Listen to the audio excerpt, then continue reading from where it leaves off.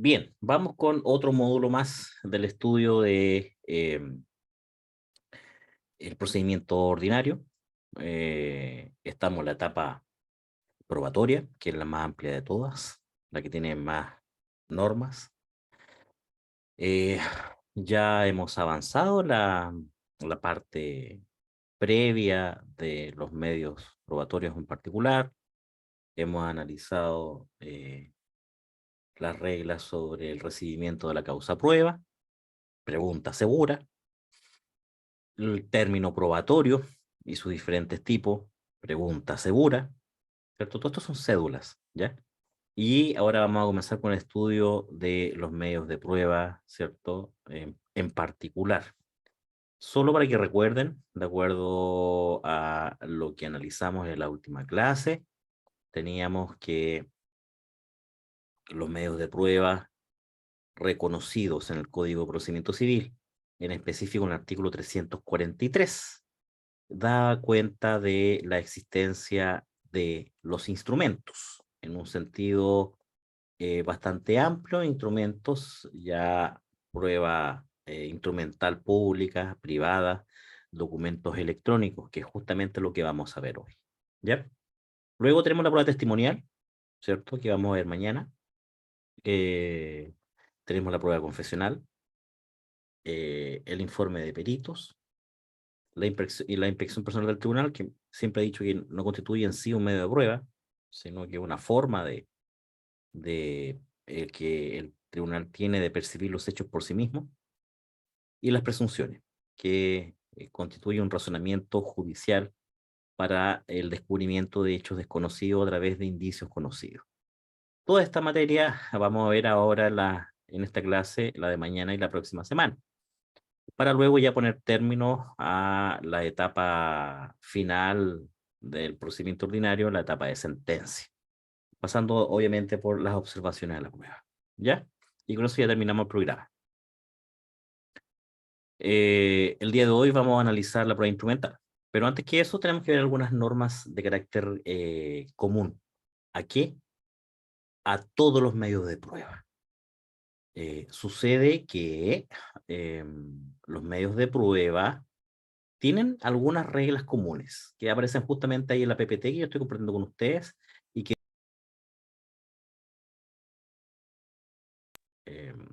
dicen relación en primer término con que los medios de prueba solo pueden llevarse a cabo previo decreto judicial, o sea, previa orden judicial, ¿m? Que tenga por incorporado documento que permita recibir la prueba testimonial, la prueba confesional, llevar a cabo un informe de peritos o llevar adelante una inspección personal del tribunal. ¿Se fijan? Eso es algo que ustedes tienen que tener súper claro. Esto son reglas comunes a todos los medios de prueba, ¿ok? Y fíjense que además no se puede llevar a cabo una diligencia probatoria sin previa notificación de la contraparte. Esa es otra regla común, independientemente de cuál sea el medio probatorio que se esté llevando a cabo. Bien, recuerden, conforme al artículo 324 que consagra estas dos reglas, todo medio probatorio requiere para ser llevado a cabo en primer término la resolución judicial que la autorice o que la ordene, y además que sea notificada a las partes, la diligencia. Y esto es súper relevante, anoten ahí, porque en el fondo así se salvaguardan dos trámites esenciales en este caso el procedimiento ordinario, que dicen relación, primero, con la obligación de llevar a cabo todas las diligencias probatorias cuya omisión pueda causar indefensión. Esto conforme al artículo 795 del Código de Procedimiento Civil, número 4. Estos forman parte de los requisitos esenciales a todo procedimiento, y si llegan a faltar, constituyen una causal de casación, una causal de nulidad, como usted quiera, para que lo vaya entendiendo, de casación en la forma, conforme al artículo 768, número 9. Esto es cuando se omite un trámite esencial. Y además, en caso de tratarse de documentos, también la agregación de los instrumentos debe ser hecha en forma legal. Usted tiene que acompañar los instrumentos públicos con citación y los privados emanados de la contraparte bajo apercibimiento legal de tenerse por reconocidos. Esas son las maneras de acompañar estos documentos. Si no se hace de esa manera, también, al igual que en el caso anterior, se cae en una causal, ¿cierto?, de casación forma por omisión de un trámite esencial. ¿Ah? Finalmente, estos requisitos comunes a todo medio de prueba cubren también la tercera causal, el tercer trámite esencial que técnicamente dice relación con la citación a alguna diligencia probatoria. No puede llevarse a cabo una pericia sin que usted lo hayan citado antes, por ejemplo, en el caso de la prueba pericial, a la audiencia de reconocimiento, que es aquella en la que el perito examina el objeto de la pericia para determinar si es procedente o no, ¿cierto? Eh, aquella postura de las partes, ¿se fijan? Pero desde un razonamiento técnico, específico, científico. Bien, ya veíamos cuáles eran los medios de prueba que vamos a estudiar, ¿cierto? Esto tiene un correlato, como yo les mencionaba, entre materia civil y materia procesal civil. Lo primero que tenemos que ver, y esto es esencial, esta clase es esencial, pero así con letras mayúsculas, porque tiene una aplicación práctica todo lo que dice la prueba documental en la vida real, y estas normas tienen que manejarse de la mejor manera posible. Y esto evidentemente constituye otras cédulas de las que vamos a evaluar en su momento. Los instrumentos, ¿cierto? Primera cosa. ¿Hay alguien levantó la mano? Si quiere hacer alguna pregunta, lo pregunta. Sí, profe, en base a lo que usted comenta sobre la cédula, yo le que ¿Sí? Algo pasó. Si quieren me escriben en el chat si tienen problemas con el micrófono. Bien, los instrumentos. sí, profe, disculpe que estaba con problemas. Le quería preguntar si para la prueba oral usted podría proporcionar una especie de cedulario para ir como... El cedulario son los títulos, amigos. ¿Ya? ¿Sí? Sí, los títulos. Instrumentos. Ahí está. Instrumentos. ¿Ya? Ya, profe. Sí, sí son los títulos. Si los apuntes están así, mira, y aquí está todo ordenado así. ¿Te fijas? O sea, ¿qué podrá preguntar el profe en las cédulas? Procedimiento ordinario, fase de discusión. Primera pregunta. Segunda, fase de conciliación. Tercera pregunta, fase de prueba. Y así, ¿te fijas? ¿Qué podrá preguntar la etapa de discusión? Demanda, contestación, excepciones, todos los títulos. Esas son las cédulas. Eh, si usted quiere, haga usted las cédulas, ¿se fijan? O sea, esa es parte del trabajo del estudio. ¿Se fijan? Los títulos. Ahora vamos a ver siguiente medio de prueba. Mira, fíjate, instrumentos, testimonial, confesional, pericial, ¿cierto?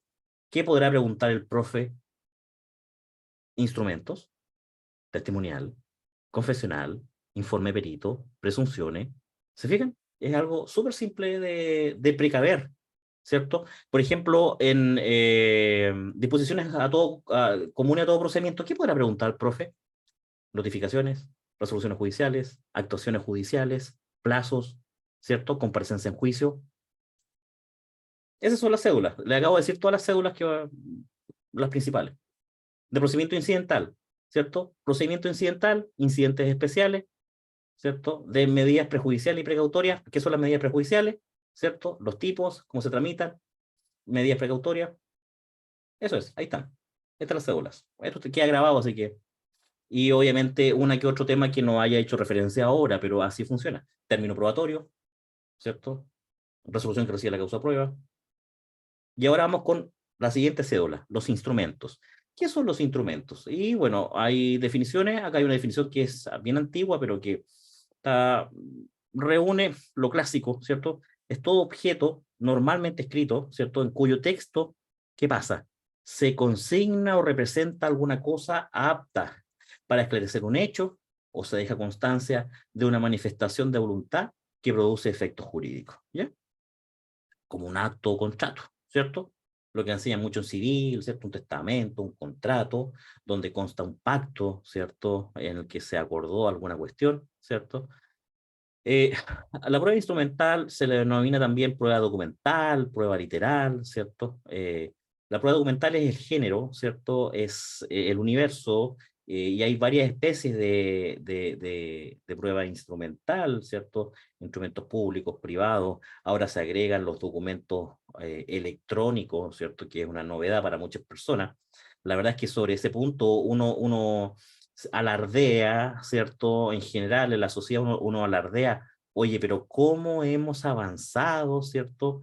En la tecnología y la verdad es que nuestros teléfonos están llenos de aplicaciones muy tecnológicas, pero prácticamente muy pocas personas saben cómo funciona la temática de la documental electrónica, cuál es su valor probatorio, cómo se rinden. Mucha gente ni siquiera conoce la ley 19.799 que trata efectivamente de esta materia, ¿se fijan? Por ejemplo, para que ustedes vayan razonando sobre esto. O sea, eh, creo que todos tenemos teléfonos inteligentes, pero nadie sabe cómo funciona eso. Poca gente le toma interés a el funcionamiento, el punto de vista de su uso como prueba, cómo se acompaña el proceso, ¿se fijan? Bueno, imagínense que al contratar una aplicación, usted está celebrando un contrato, ¿cierto?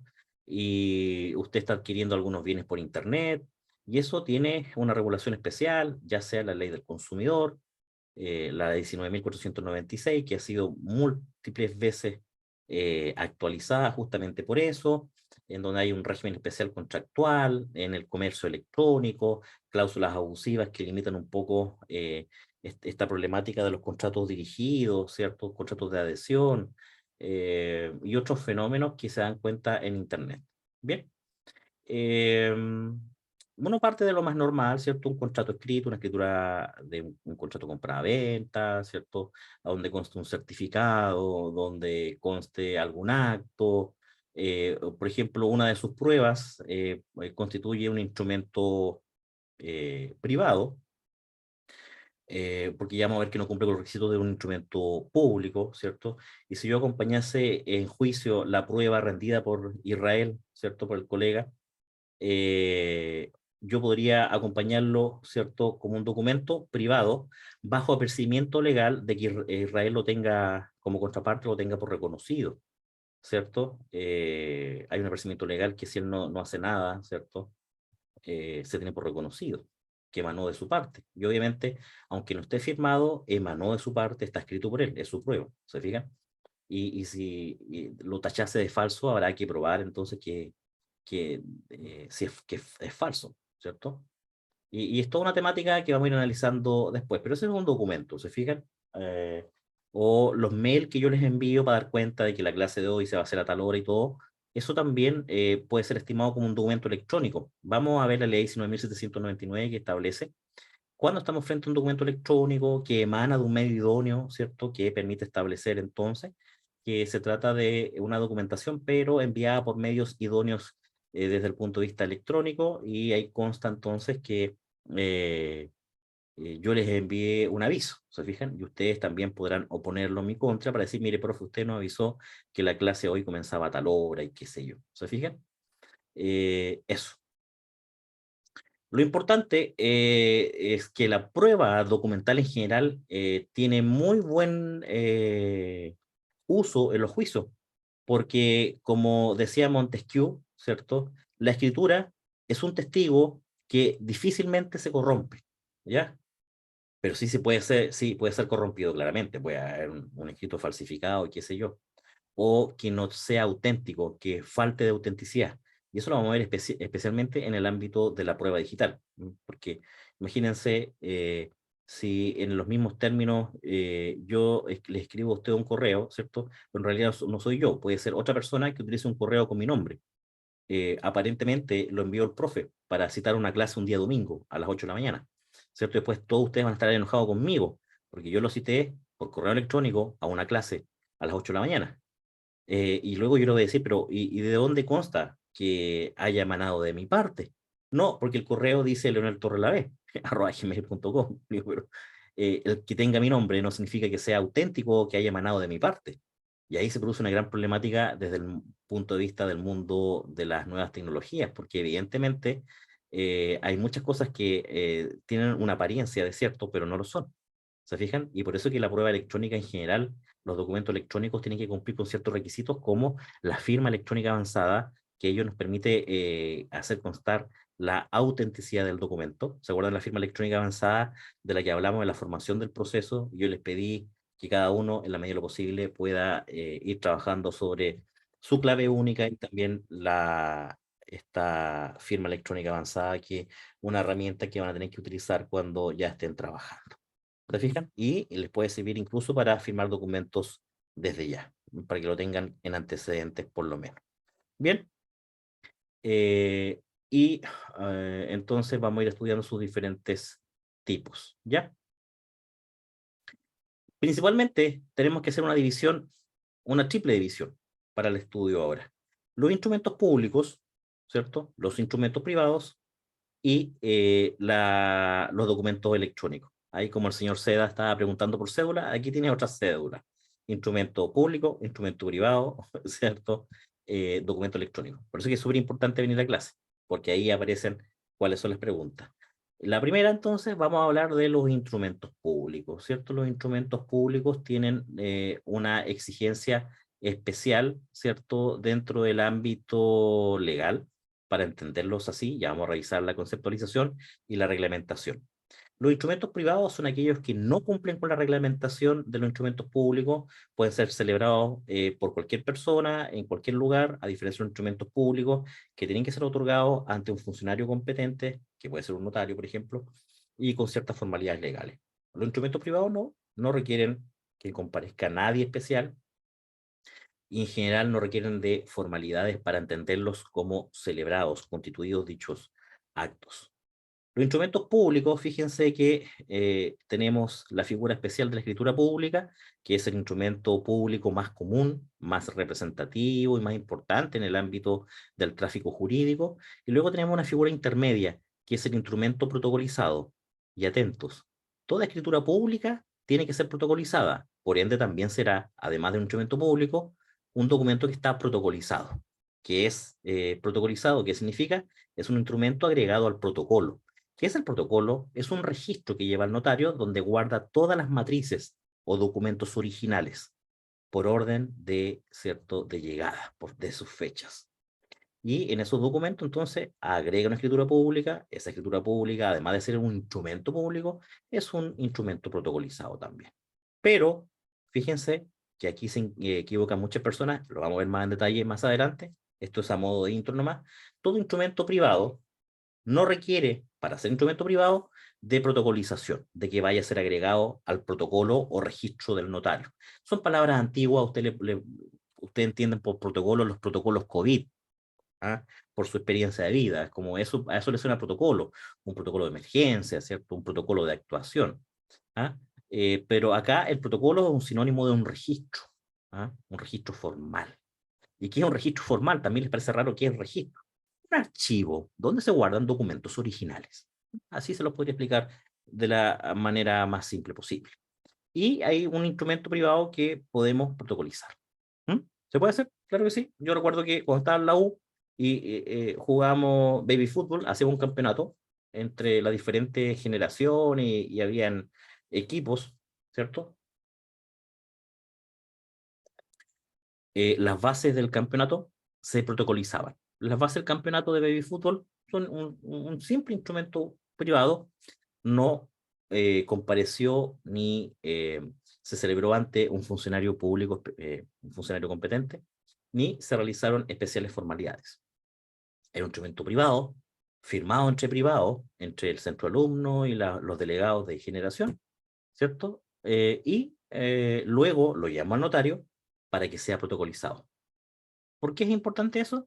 Porque así queda registrado en el protocolo el documento original y por cualquier duda podemos ir a consultarlo. ¿Ah? Como sería como en estos concursos que cada vez se ven menos, en los años 80, 90 se veía mucho más, cuando dicen, ¿cierto?, las bases del concurso se encuentran protocolizadas ante tal notario. Y él daba cuenta entonces de cuáles eran esas bases para que no las cambien después para amañar los concursos. ¿Se fijan? Así funciona. Bien, hasta el momento dudas, ¿no? Profe, ¿Sí? Camila, eh, Dijo, ¿no todo instrumento público es protocolizado o no? Mm, claro. Ah, ya. La escritura pública por requisito legal es protocolizado, pero puede haber otro instrumento público como por ejemplo, un acta de matrimonio expedida por el registro civil, que es otro organismo público que no está protocolizada ante notario. ¿Se fijan? A eso se refiere mi afirmación. ¿Se Gracias. fijan? Pero la escritura pública requiere para requisito de la misma celebración que esté protocolizado. La escritura pública, ¿cierto? Está regulada en el Código Civil, en el Código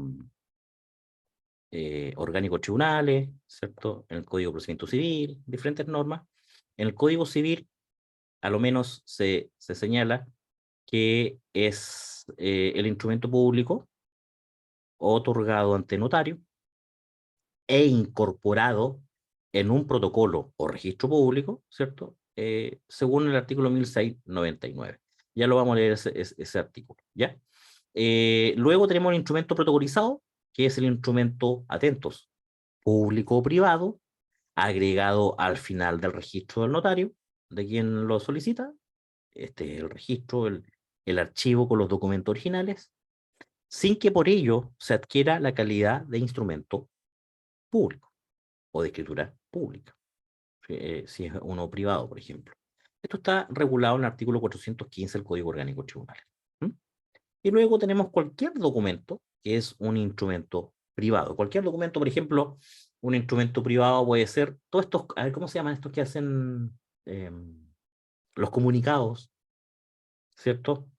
Instrumento privado.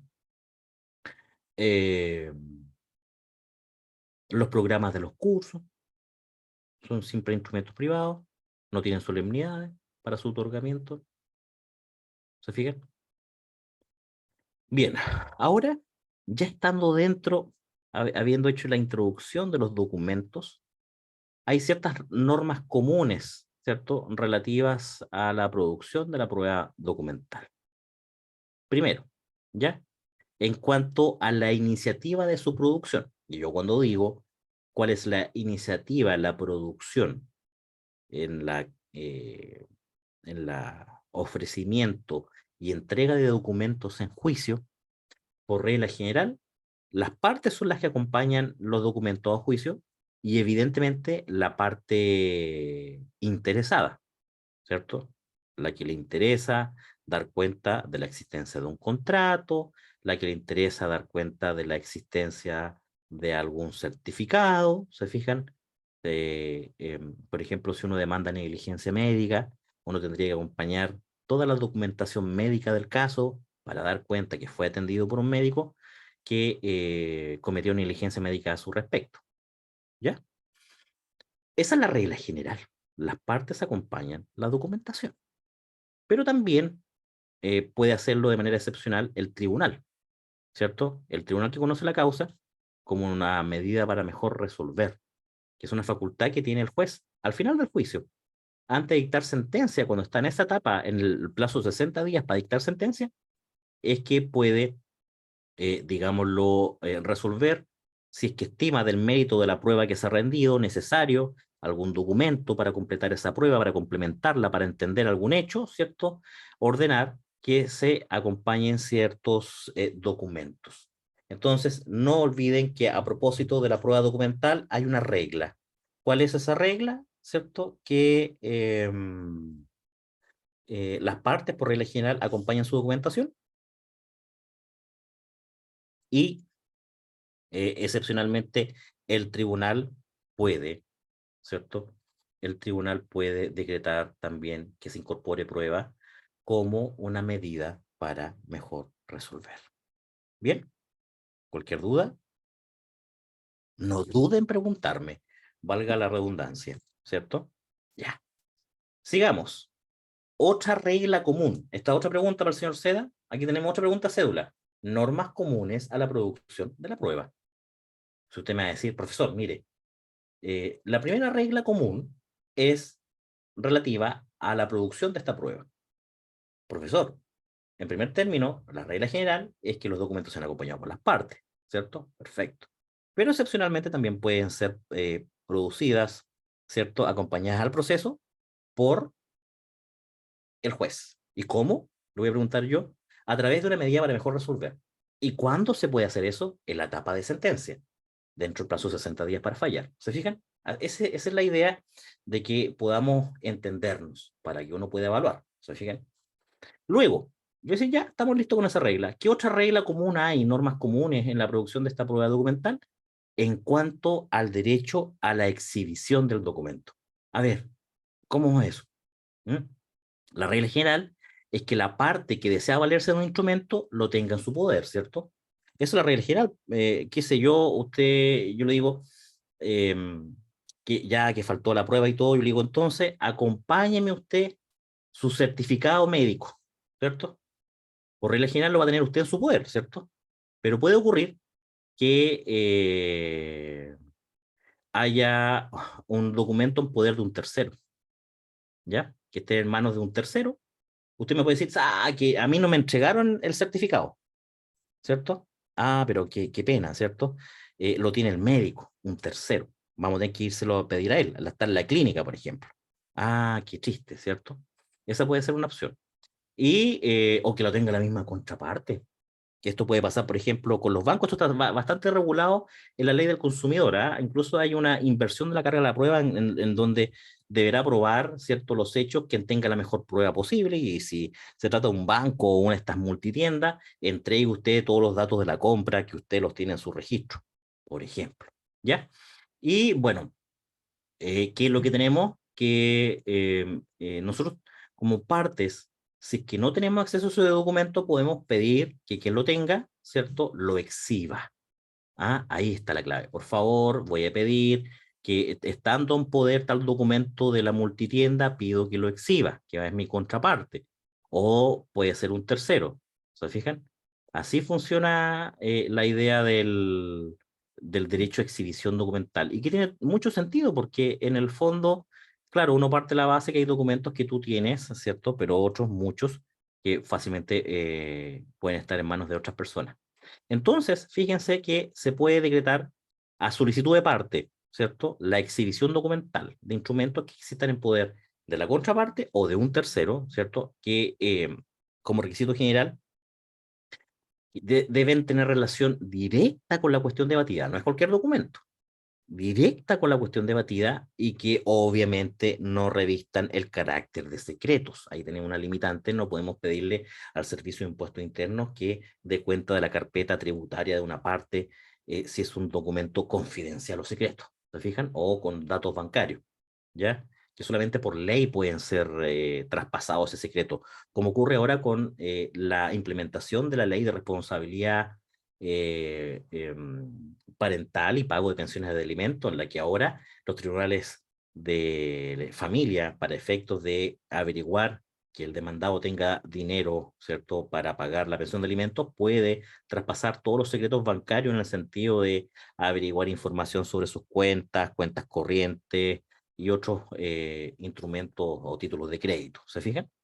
Así funciona. Esta es una petición que usted puede hacer. Y yo les voy a preguntar, ¿y cómo se hace esto? Como es una petición de parte, incidentalmente. Claro, el tribunal lo podría tramitar incidentalmente o resolverlo de plano. Israel, usted levantó la mano, lo escucho.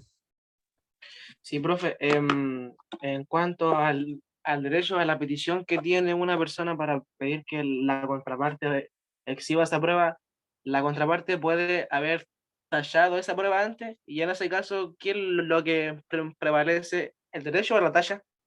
Claro, eso lo vamos a ver ahora. Fíjese que puede ocurrir que la parte inutilice el documento. Ahí ya vamos a tener que estar en problema, o que se niegue. Entonces, fíjense que evidentemente partimos de la base que la primera negativa va a ser porque no hay, no sé, se va a incurrir en gasto. Entonces la misma ley dice, o en el 349, ahí está la norma: mire, el que pide la exhibición documental, ese tiene que pagar todos los gastos que implique la exhibición, ¿cierto? Ellos sin perjuicio de lo que se resuelva en definitiva, condenando a la contraparte en costas, por ejemplo, y ahí la contraparte tendrá que pagar derechamente al final del juicio los gastos de exhibición. Si se rehúsa la contraparte a exhibir sin justificación los documentos, se le puede apremiar como desobediente, ¿cierto? Y se le puede sancionar conforme a dos normas que ya vimos a propósito del estudio de las medidas prejudiciales. Primero, ¿en qué sentido? Si se rehúsa injustificadamente, se le puede imponer una multa, primera cosa. Nunca lo he visto en la práctica, ¿cierto? Esto de las sanciones en el proceso civil son muy restrictivas. Y también puede ser arrestado hasta por 2 meses. O sea, sería como, yo creo que incluso se podría discutir la procedencia de ese arresto, en razón de no querer entregar un documento. ¿No? Porque tanto la multa, ¿cierto? Que pueden ser 2 sueldos vitales y arresto hasta por 2 meses, se determinan prudencialmente por el juez y se pueden repetir hasta que se cumpla. Yo creo que lo más común es la sanción del artículo 277 de las medidas prejudiciales, que también dicen relación con las exhibiciones, pero prejudiciales, y acá con las exhibiciones durante el juicio, y que aquella persona que desobedezca en cuanto a su obligación de exhibir el documento que está en su poder, ¿cierto?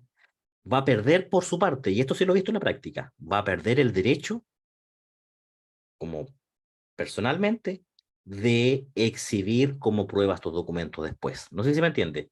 Me opongo a exhibírselos a la contraparte, pero yo quiero acompañar después. La ley dice no. Si usted se negó injustificadamente a exhibir esos documentos, ya no, usted tampoco personalmente los puede usar como su propia prueba. Toma. Y ahí queda, de cierta manera, eh, corregida esa problemática en la medida que se pueda. ¿Se fijan? Y tenemos entonces eh, la solicitud, ¿cierto? Que debe fundarse en que dice relación con un documento que está relacionado con la cuestión directamente, con la cuestión debatida, que no tenga el carácter de secreto, que esté en poder de la contraparte de un tercero, y técnicamente este procedimiento de exhibición, una vez que se decreta, ¿cierto? Eh, Se debe proceder, ¿cierto? Con una especie de audiencia, ¿cierto? En la que con un ministro de fe se procede a la exhibición del documento. Le digo una especie de audiencia porque en materia civil no hay audiencia formalmente. Vamos a ver que hay audiencias testimoniales y otras para contestar demandas, procedimiento sumario, pero para estas cosas, claro, se tiene que formar una audiencia en el sentido amplio de la palabra. ¿Ya? Eso. Ahí están las sanciones, ¿cierto? Vámonos ahora a lo que ocurre con los documentos electrónicos, que también tienen una forma de exhibición. Y aquí fíjense que esto implicó una reforma legal que casi no se alcanzó a ocupar, el 348 bis. ¿Por qué le digo que casi no se alcanzó a ocupar? Porque aparecieron los documentos electrónicos y dijeron, oye, pero ¿cómo me consta a mí que este documento electrónico emanó de la contraparte? Vamos a tener que hacer una audiencia de exhibición del documento electrónico revisando el computador, revisando el computador de dónde habría salido. Digámoslo, esto da cuenta de lo atrasadísimo que está nuestra legislación en el ámbito de la documentación electrónica, porque evidentemente hay formas más modernas de poder certificar, de poder dar cuenta de la integridad y autentificación del documento. Por ejemplo, con los códigos QR, usted pide un documento electrónico en su universidad, un certificado de alumno regular, y usted me lo envía. Ese tiene un código de verificación. Yo me meto a la página de la universidad, ingreso el código de verificación y me dice, ese certificado es válido, es auténtico. Perfecto. ¿Se fijan? ¿Qué establece este artículo 348 bis? Fíjense, presentado un documento electrónico, ¿cierto? El tribunal debe citar a las partes a una audiencia dentro de 6º día, una audiencia de percepción documental. Y en caso de que el tribunal, ¿cierto?, no cuente con los medios electrónicos para proceder a esta percepción documental, ¿cierto?, apercibirá a la parte que presentó el documento, apercibiéndolo de tener por no presentado el documento, si es que no concurre a la audiencia con los medios necesarios para dar cuenta de la autenticidad de su del documento. ¿Mm? Tendría que ir con el notebook, con el computador donde consta ese documento, de donde emanó. ¿Ah? Si hubiese una complicación, no podemos llevar el computador porque es muy grande, así como aparecen en las películas, estas bases de datos gigantes, habrá que ir al lugar donde se encuentra técnicamente el equipo, ¿cierto? El hardware, ¿cierto? Donde emanó el documento. ¿Ya? Y esa es la forma en que se hace. ¿Mm? Y obviamente puede ser objetado el documento. Y aquí es necesario, fíjense, si yo objeto, digo, ese documento es falso, no es auténtico, el tribunal puede ordenar una prueba complementaria de autenticidad a costa de la parte que formula la impugnación. Yo digo, no, o sea, es que ese documento, ese correo electrónico es falso, jamás llegó a mi parte, ¿cierto? No, eso no es correcto. Entonces, tendremos que utilizar una prueba complementaria de autenticidad. Esto se ve un poco en derecho civil, porque en el proceso civil está muy antiguo todavía. Incluso pasan estas problemáticas, pero nadie objeta, como que uno lo da por hecho, no sé. Hay muy poco detalle, análisis del caso a caso. ¿Se fijan?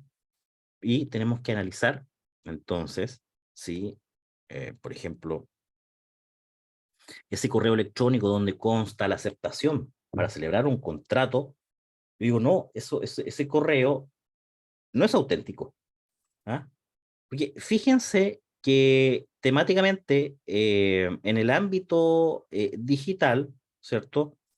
Hay ciertas claves públicas y otras que son privadas. Fíjense que cualquiera podría crear un correo a nombre de otro, pero eso no lo transforma, luego la comunicación evidentemente no es auténtica. Tenemos que comprobarlo, por ejemplo, ingresando al correo electrónico de una persona con su clave personal, que es la clave privada.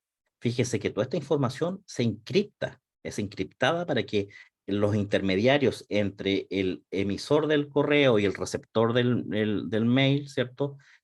No haya una alteración en el punto intermedio, ¿se fija?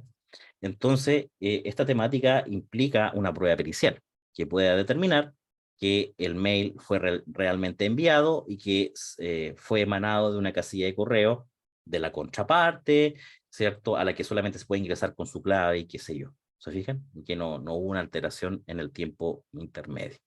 ¿Se fijan? Para los efectos de proceder a la realización de la prueba complementaria, tiene que procederse al nombramiento de peritos en el área específica, ¿cierto? Informática.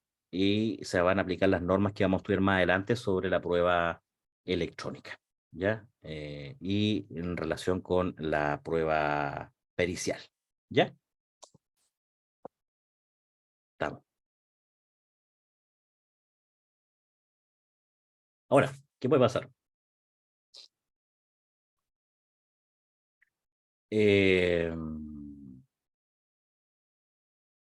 para efectos de instrumentos electrónicos de carácter privado, se va a entender que son puestos en conocimiento de la contraparte para tenerlos por reconocidos o para que los impugne desde la fecha de la exhibición de la audiencia de percepción documental. ¿Ya? Así estaba el 348 bis. ¿Mm? Hasta que llegó la siguiente reforma, la segunda reforma en el ámbito del documento electrónico de la ley 20.886 de tramitación electrónica que ya estudiamos desde comienzos de año a propósito de la comparecencia digital, y modificó el artículo 348 bis y estableció lo siguiente. En caso de que los documentos electrónicos acompañados pudiesen ser percibidos directamente en la carpeta electrónica, que así se llama el expediente ahora, o sea, yo puedo revisar el documento electrónico que tú acompañaste sin necesidad de tener que hacer una audiencia de percepción documental. El tribunal puede omitir esta audiencia, ¿cierto? Debiendo entenderse que los documentos fueron puestos en conocimiento de la contraparte desde que se notifica la resolución que tiene por acompañados en los documentos bajo el apercibimiento correspondiente. Cuando estemos hablando de esto en la prueba oral, yo les voy a preguntar, ¿y cuál es la naturaleza jurídica de la resolución que tiene por acompañado documentos? ¿Mm? Simple decreto, ¿cierto? Listo. ¿Y cómo se notifica?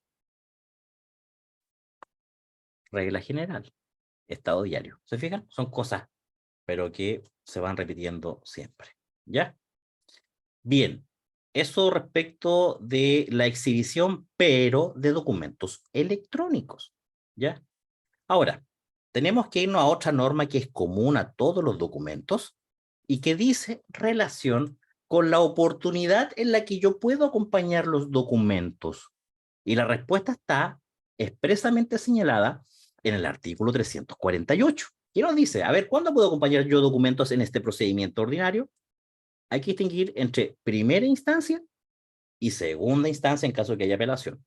En primera instancia, los instrumentos podrán presentarse en cualquier estado del juicio, del procedimiento técnicamente, y hasta el vencimiento del término probatorio.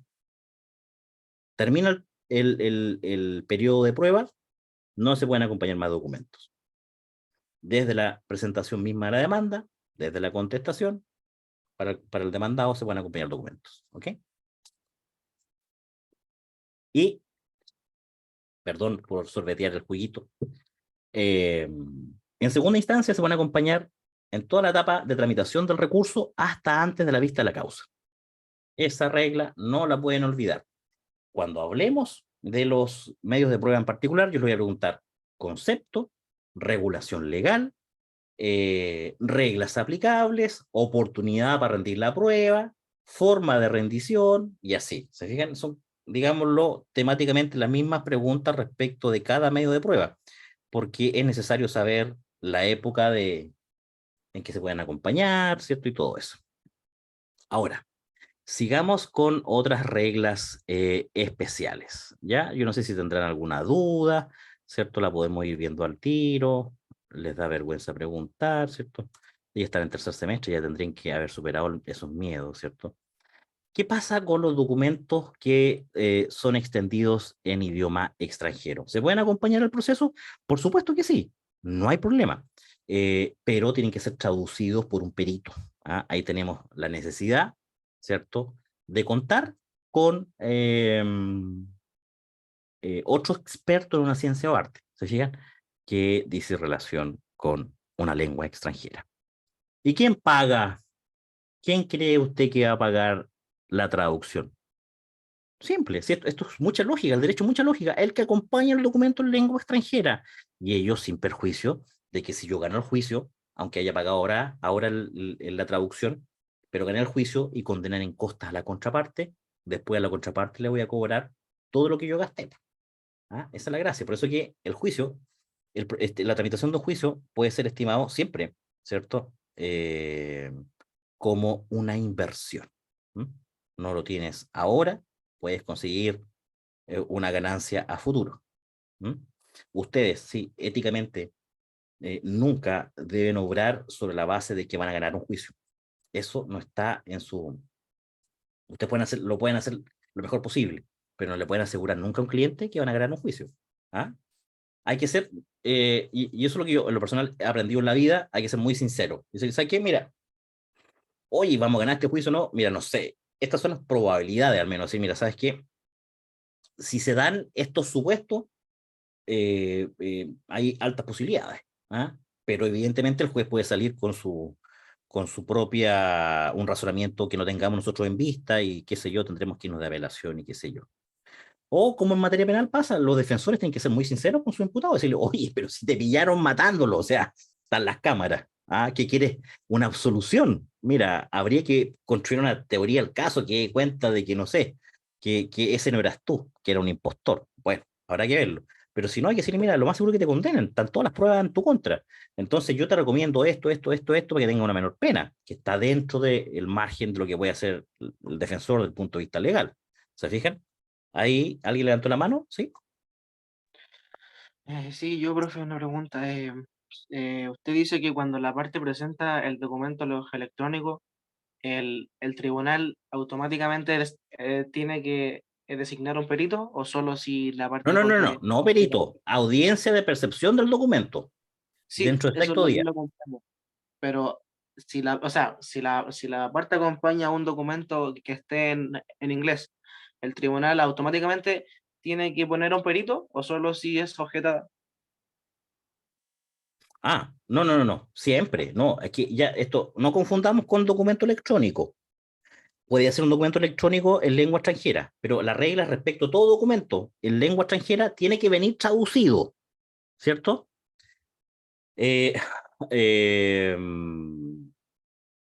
Obviamente el tribunal no puede hacer caso a un documento electrónico un documento electrónico, un documento que esté en lengua extranjera si no está traducido, tiene que ser traducido por quien lo presenta. Si no, no puede ser valorado por lo demás, ¿cierto? Eh, la contraparte puede exigir también la traducción, ¿cierto? Y por lo demás, puede ser que se acompañe desde un principio el documento traducido, pero la contraparte puede objetar su traducción, ¿cierto? Tiene un plazo de 6 días para hacerlo, y esa traducción puede ser revisada por un perito, ¿ah? Y ahí tendremos que designar a un perito, nuevamente, ¿se fijan? Pero tiene que ser traducido todo dentro, colega. Fíjese que mucha gente utiliza estos traductores de Google, por ejemplo, y puede ser una traducción de ese tipo. ¿Ah? Entonces quizás la contraparte que quizás maneja un poco mejor el idioma extranjero, que era una traducción por un perito para dar cuenta, usted sabe que en lo documental pueden haber errores de transcripción, entonces uno puede decir que en el documento en lengua extranjera que está en alemán, ¿cierto? Dice, no aceptó, ¿cierto? El pago, pero en realidad está mal traducido, dice, sí aceptó el pago, por ejemplo. Entonces, por eso es necesario llegar hasta el detalle en ese punto. Eso es respecto a esta figura. También hay reglas especiales sobre los documentos que, digámoslo, lo vamos a ver un poquito más adelante sobre los documentos que emanan de eh, países extranjeros. A ver.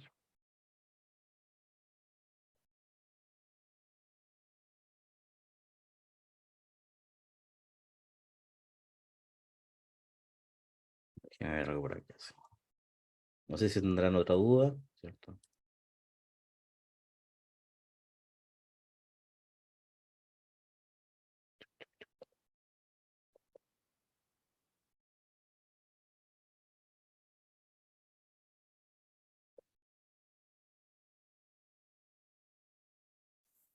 Bueno, finalmente, y antes de terminar con estas normas comunes a la producción probatoria, tenemos que tener en consideración que también hay una modernización en el ámbito de los instrumentos otorgados fuera de Chile, ¿ya? Los instrumentos públicos otorgados fuera de Chile.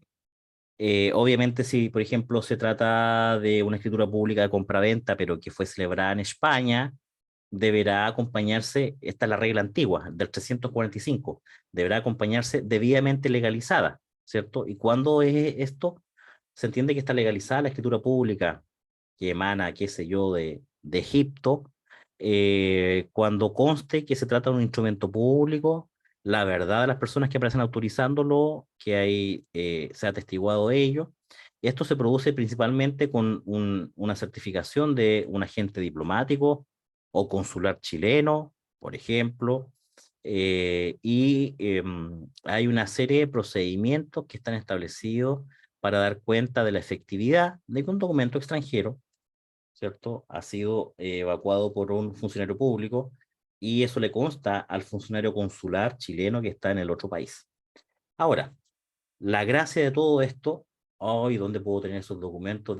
Déjenme pensar que yo tenía algo para mostrarles sobre ese punto.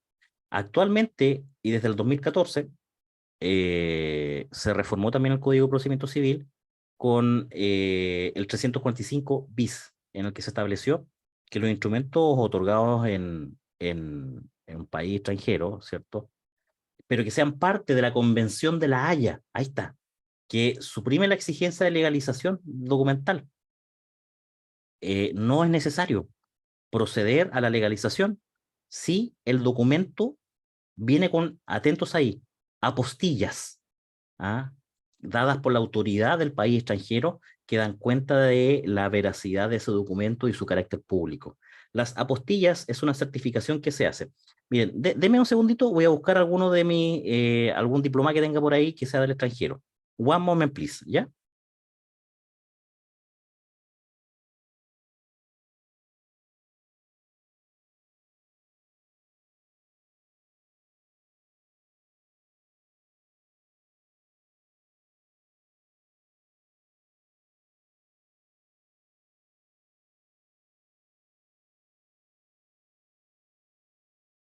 Aquí lo encontré. Vamos a revisar. Mira, vamos a dejar de compartir.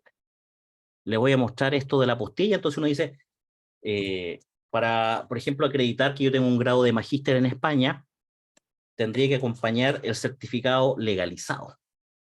Pero eso implica, imagínate, si cuesta ir a una notaría aquí a Temuco, imagínate una notaría en España si estoy acá en Chile.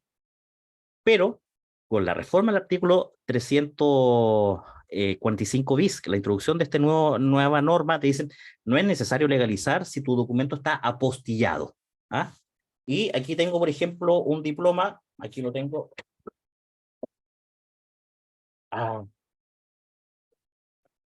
este es de la Universidad de Salamanca, mire. Ya lo voy a mandar a plastificar, ¿cómo se llama? Meter en un cuadro. ¿Esta de qué fecha es?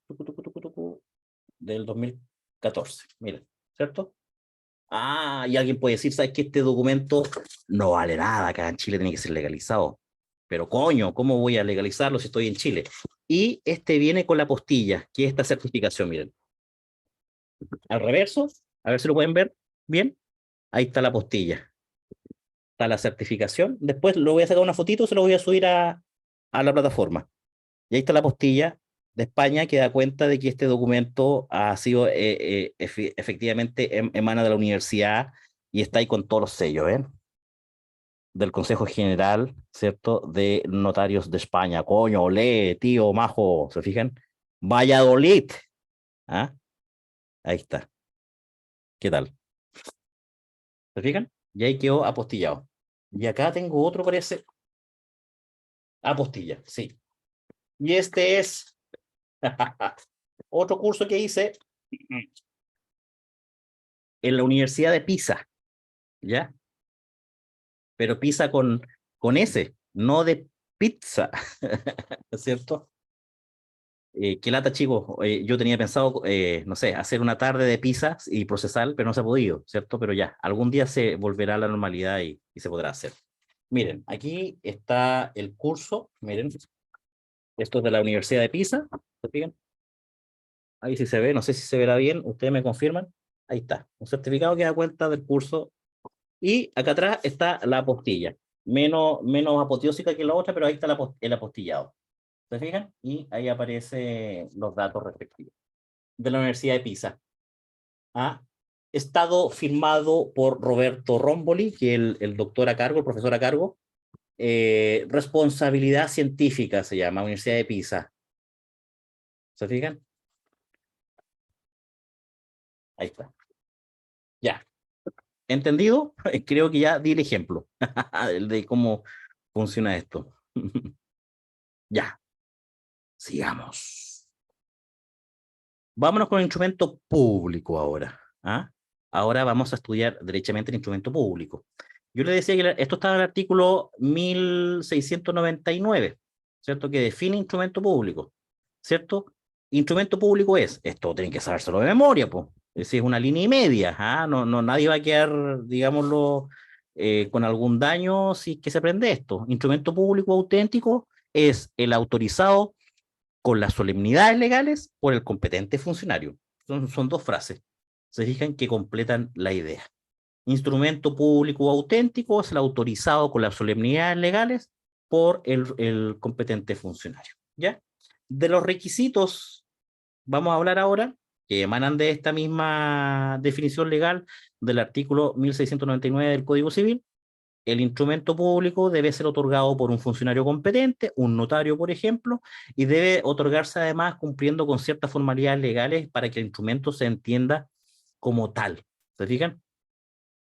Y para actuar como funcionario competente, Y la palabra competencia ustedes ya la conocen desde procesal 1, se refiere que debe actuar dentro del margen de sus facultades, ¿cierto? Que actúe dentro de su territorio jurisdiccional y en los casos en que la ley le permite actuar y de la manera que se le permite, ¿cierto?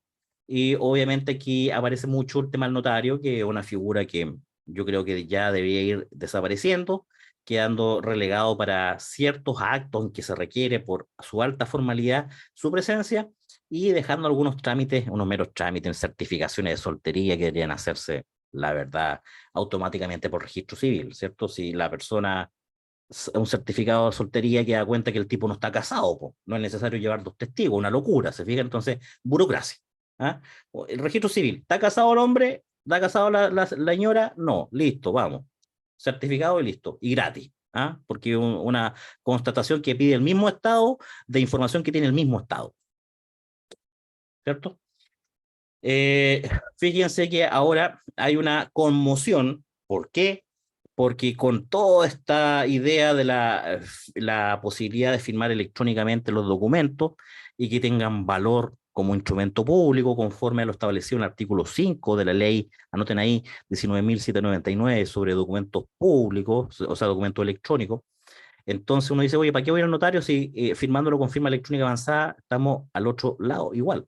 Entonces, ¿cuál es el problema? Que se está, digámoslo, hay varias interpretaciones, prevalece la más antigua en cuanto a que las escrituras públicas no pueden ser otorgadas sino con un caso de excepción en la situación de los remates por firma electrónica avanzada, tiene que ser un acto presencial, porque hay normas del Código Orgánico de Tribunales que te dicen que tiene que ser firmado con pasta indeleble, o sea, tiene que ser firmado con un lápiz, Vic, poco menos dice. Así de antiguo esto. Pero hay otros casos en que sí se puede firmar con firma electrónica avanzada o otro tipo de documentos diferentes a la escritura pública, como las partidas de nacimiento, de matrimonio, de defunción, esto que sale del oficial de registro civil y que uno lo puede pedir por internet con la clave única, por ejemplo. ¿Ah? Eso no hay ningún problema. ¿Ya? Bien, sigamos. La clasificación de los instrumentos públicos, ¿cierto? Auténtico, que es el autorizado con las solemnidades legales por el funcionario competente o competente funcionario, como dice el artículo, ¿cierto? Bueno, tenemos en primer término las escrituras públicas. Tarán, tarán.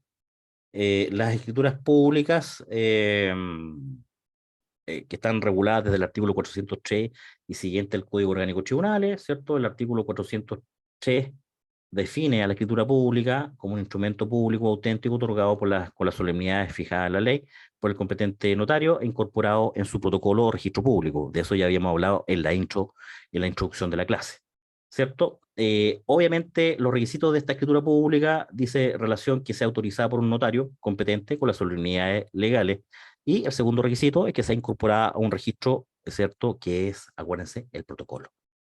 ¿Y quiénes son los notarios? Bueno, los notarios son auxiliares de la Administración de Justicia, son ministros de fe pública encargados de autorizar y guardar en su archivo, en su oficina, los instrumentos que ante ellos se vayan a otorgar, dar a las partes, ¿cierto? Testimonio, el testimonio que pida, en chileno es las copias.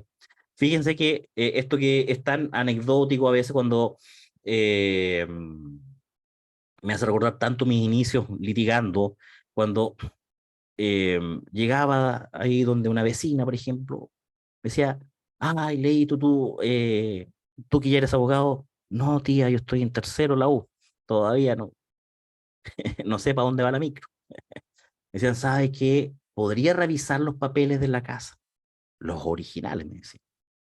Ah, pero los originales no va a poder ser tía, porque los originales los tiene el notario. Usted tiene una copia autorizada por el notario. Ay, que habla raro, mijito. Ya, tía, si quiere que hablemos de la escritura, ¿cierto? De la casa, los papeles de la casa, vaya poniéndose un tecito y unos pancitos ahí con dulce de mosqueta, ¿ah? Y ahí converso, que es mi preferido, ¿cierto? Yo iba al sur y pedía dulce de mosqueta, ¿cierto? ¿Qué es lo que pasa? La matriz siempre está protocolizada, ahí está el original, y a usted le dan una copia original, y esa con la que usted actúa en la vía del derecho, ¿ya? Y la obligación que tiene el notario es de entregarle una copia. ¿Dónde está lo divertido? Que se cobra por la copia, y ahí sí hay que ir sacando luquita, luquita. ¿ya? Lo que a mí no me parece, a mí me gustaría que en lo personal, esto es una opinión re personal, que sea un registro donde de cierta forma se celebre un acto que es importante su eh, realización legal y ahí es necesario que un notario certifique que todo está bien del punto de vista legal, la comparecencia de las partes y todo eso, pero luego las copias las pueda obtener en línea. ¿Se fijan? Yo soy de la época, bueno, yo soy de la época, no sé si qué le pasará a ustedes si les cobran por su certificado en la U. Ya, esa fue una batalla que ganamos en mi alma mater, que es la Católica de Conce, que antes había que cobrar por todo. Yo decía, pero qué injusto es, ¿cierto? Sacar un certificado de alumno regular de esta universidad que me pide una, a veces para hacer trámite me pedían el certificado de alumno regular que ellos mismos tenían. Entonces, ¿y cómo estar pagando 1.500 pesos? Decía yo, si con eso me sale un almuerzo, no sé, en la época estoy hablándole hace 24 años. Y ahora todos son todos gratis, excelente. Solamente los certificados de grado se pagan. Yo no sé qué pasará en la Católica, ya, de seguro tienen que ser gratis también, supongo. ¿Ah? En la U son gratis, dice Israel, qué bueno, está bien. En sus tiempos no. Y así mismo debiese ser con todos los documentos que de cierta forma a ti te pertenecen. ¿Ah? ¿Qué dice ahí? En la U son 2 gratis. Ah, y de ahí en adelante se cobran. ¿Pero 2 gratis al año o 2 gratis en la vida? Y más encima son digitales, o sea, no, nadie incurre en gasto y tampoco que esté un Umpa firmando ahí todo el día, ¿no? Porque son firmas automáticas. Ya, avancemos. Y bueno, tiene que estar protocolizado. ¿Qué es esto? Esto yo quiero que les quede re claro. Es un registro, así como, es como están en una caja fuerte. Están estos documentos que no se pueden perder, pues imagínate, se quema la notaría, hasta ahí no me llegaron las matrices, ¿se fijan? Y tienen que ser acompañados, ¿cierto? Estos documentos ahí por orden numérico de asignación en el repertorio. Ese es un libro que llevan los notarios donde constan todas las solicitudes, ¿cierto? De los actos que se van protocolizando. ¿Ya? Bien. Eso respecto a la protocolización. ¿Mm? Lo importante, que esto también es muy relevante en la vida jurídica y ustedes tienen que saberlo aunque estén en tercer año o en segundo, ustedes están en segundo, en tercer semestre están ustedes, son chiquititos, pero ya van a ser grandes. Y para eso tienen que estar bien preparados, ¿ya? La importancia de la protocolización es que si un instrumento privado que se protocoliza gana algo que no tenía, porque en un instrumento público en el que, por ejemplo, con el señor Seda, celebramos un contrato donde le digo, señor Seda, yo le voy a prestar una cantidad de dinero, usted me presta a mí y yo le voy a pagar en tal fecha, listo. ¿Cómo acreditamos que ese documento fue celebrado el día de hoy? No hay ninguna manera, porque lo escribimos, fue manuscrito, no lo tipeamos en Word y ahí sale la fecha. Pero la fecha, los computadores, tú le puedes colocar la fecha que tú quieras, ¿cierto? Más si es para entregar un trabajo. No, yo se lo envié ayer. Mire la fecha de envío. ¿Cierto? No produce fecha cierta. Entonces, una forma de darle fecha cierta para saber que el contrato fue celebrado el 6 del 6 del 2023 es protocolizar ese documento el día de hoy. Porque con eso, como queda registrado en el protocolo del notario, hay constancia de un funcionario público de que ese documento fue creado hoy al menos. Aunque haya sido celebrado ayer, pero desde hoy tiene fecha cierta. ¿Ya? Y otra cuestión que es como de los antiguos, queda guardado y protegido de cualquier adulteración o sustracción. Eso ha sido reemplazado por los documentos electrónicos que bajo ciertas reglas de seguridad no pueden ser alterados. ¿Ah? Esos son documentos materiales antiguos, ¿cierto? Lo bueno es que uno tiene un registro de donde poder sacar todas las copias que uno necesite, pagando obviamente, ¿cierto?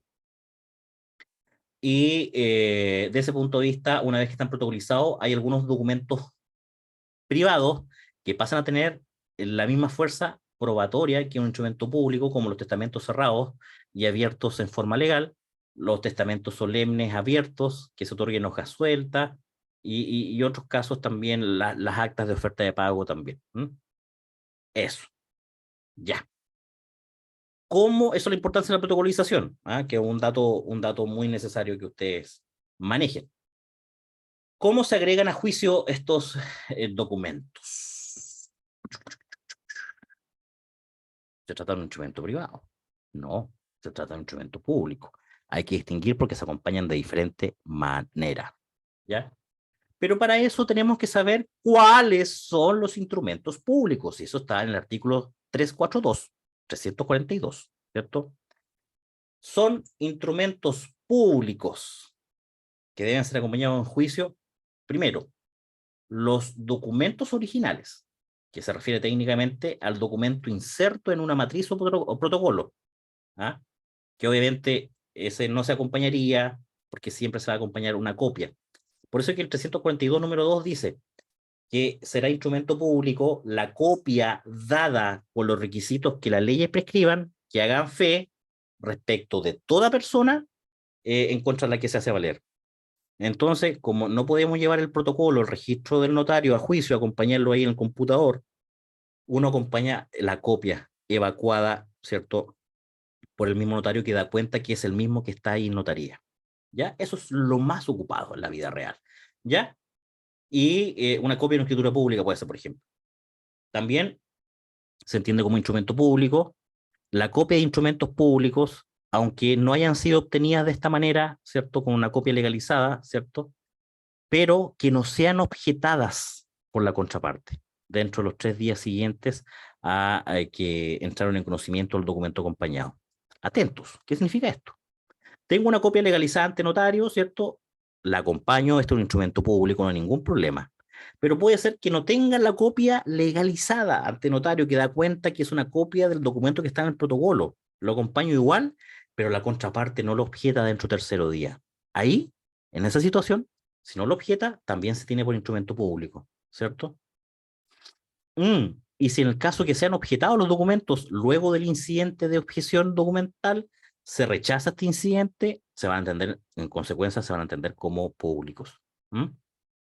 Ujú. Los testimonios también que el tribunal mande a agregar durante el juicio, autorizados por su secretario u otro funcionario competente, sacados de los originales, se refiere a testimonio no de testigo, sino que el testimonio de un documento, ¿cierto? También se van a entender como público si es que ha sido autorizado por un ministro federal tribunal. ¿Mm? Luego, como todo en la vida, ¿qué pasa? Ay, ¿sabe qué? Se me perdieron unas hojas. Volviendo al caso de mi vecina, que es un caso de la vida real en todo caso, porque me pasó la escritura pública y le faltaban unas hojas. ¿Y dónde están estas otras hojas? No sé, me dice, pero no son importantes. ¿Y por qué no? Bueno, ¿es posible acompañar ese documento a juicio? Sí. Bueno, cuando las copias del instrumento público le falta una parte, ¿cierto? eh, Cualquiera de los interesados, la contraparte, podrá pedir que se complete el documento, ¿cierto? Acompañando la copia original, por ejemplo. ¿Ya? Bien.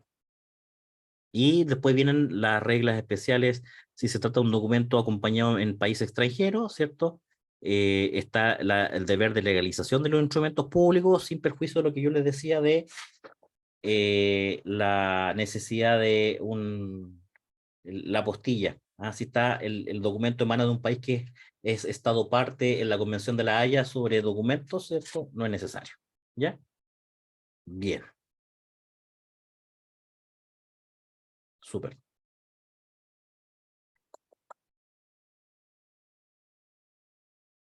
Es importante,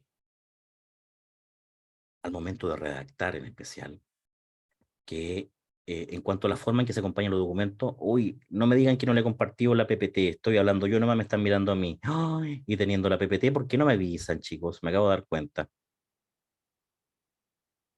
Quizás están aburridos con la clase ya. Yo estoy entretenido por lo menos. Israel, ¿sí? Profe, una consulta Sí. en el número 4 de los instrumentos que deben ser considerados públicos en juicio, dice que las copias que objetadas sean cotejadas. ¿Qué significa eso? El Cotejar. cotejo, el cotejo, mi amigo, es la comparación. Las O copias que sea, sean cotejadas con el original. Vamos a ver si es igual al original. Ah, ya. Es como usted ha visto este juego que se llama Encuentra las 7 diferencias. Súper. Eso es un cotejo. ¿Ya? Vamos a cotejar este documento a ver si es igual a este otro. Esta es una copia y este es el original. Como la copia no es íntegra, me cabe la duda de que sea el correcto. Voy a cotejarlo con el original. Oh, sí, son iguales. Listo. No hay nada que hacer. ¿Ok? Miren, yo sé que pueden estar cansadillos. Sí, puede ser. Pero vamos bien. Les voy a dejar... ¿qué dicen ahí? Están escuchando atento. Ya, qué bueno. Fíjense que el tema relevante acá es cómo se agregan los documentos a juicio, así como, oiga, magistrado, tome, le vengo a acompañar un documento. No, eso no se hace. Ustedes saben que se tramita por escrito y electrónicamente. Perfecto, ya superamos eso. Los instrumentos tienen que ser acompañados con citación. Oh, y aquí viene algo que el profe me hizo sufrir tanto con esta clase de cómo se decretan las actuaciones judiciales con citación. ¿Qué significa? Señor Seda, ya vamos a conversar. ¿Qué significa esto? Significa que yo en mi escrito voy a colocar arriba en la suma acompaña documentos y si son públicos, coma, con citación. ¿Qué significa esto? Que va a implicar que el tribunal los va a tener por acompañados, ¿cierto? Resuelve, téngase por acompañados con citación. En la forma pedida también te puede decir. ¿Qué significa con citación? Que se tienen por acompañados, pero esa decisión está ahí en pausa, esperando que pasen 3 días que tiene la contraparte para objetarme el documento. Si no lo objeta, esa decisión de tenerlos por acompañados se ratifica o se perfecciona. Si por el contrario, dentro de tercero día, la contraparte lo objeta, nada que hacer. Se va a formar un incidente, lo puedo objetar porque no es íntegro, porque es falso, qué sé yo, y en ese caso el tribunal tendrá que resolver si lo tiene por acompañado o no. ¿Se fijan? Se forma un incidente, ¿no? Pero eso es eventual, en caso de oposición de la contraparte, ¿no? ¿De dónde emana todo esto? La forma en que se agrega a juicio del documento. La regla madre está en el artículo 795, número 5. Trámite esencial en todos los procedimientos. Los documentos públicos se acompañan con citación y los privados bajo apercibimiento legal de la contraparte. Por eso que no se pueden acompañar documentos de terceros, pues. Porque como no es contraparte, no podemos, si vamos a acompañar un documento de un psicólogo al juicio, que no emanó del demandado, no podemos acompañarlo como instrumento privado bajo el apercibimiento legal del artículo 346, de que si la contraparte no lo objeta, perdón, se va a tener por reconocido. No se puede hacer eso, ¿te fijas? Porque es de un tercero. Acá, tratándose de un instrumento público, tiene que acompañarse con citación. Léase que el tribunal lo tiene por acompañado en esa forma pedida con citación, lo que implica que desde la notificación de esta resolución que lo tiene por acompañado, que es un simple decreto que se notifica por el Estado Diario, por ser la regla general, la contraparte va a tener 3 días hábiles, obviamente conforme al artículo 66 que ya aprendimos, para objetarlo. Ya vamos a ver cuáles son las causales de objeción, ¿cierto? Y si lo objeta, se forma un incidente. Y hay que escuchar a la contraparte, que es a mi persona, que yo fui el que acompañó el documento, para defenderme de la alegación de falsedad, por ejemplo. ¿Y se podrá recibir esta cuestión a prueba, esta incidencia? Por supuesto. Como todo incidente, que es una cuestión accesoria a un juicio, pero que requiere del pronunciamiento del tribunal. ¿Se fijan? Es un trámite esencial la forma de acompañar, ¿cierto? Y en consecuencia, que no se realice de tal manera puede provocar un vicio de casación de el 768 número 9, que castiga con la casación a todo procedimiento en el que se ha omitido un trámite esencial. ¿Cuáles son los trámites esenciales? Los del artículo 795, donde está justamente este. ¿Ya? Con esa idea voy a terminar la clase de hoy y mañana vamos a analizar el valor probatorio de estos documentos y también la forma en que se pueden ser objetados. Bien, con esto vamos a concluir el módulo de hoy. Le agradezco su atención y ya mañana continuamos con los instrumentos privados. Terminamos eso y empezamos prueba testimonial. ¿Ya? Muy bien.